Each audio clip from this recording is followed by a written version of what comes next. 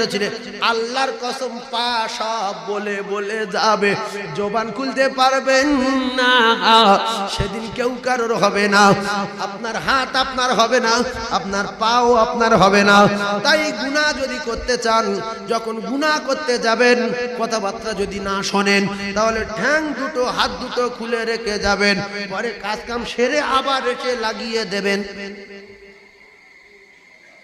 আর যদি বলেন খোলা যাবে না, তাহলে বলে দেবে কেউ ঠেকাতে পারবে না।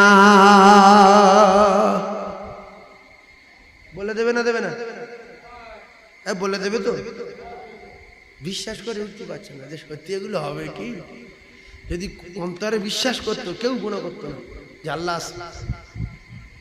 আল্লাহ।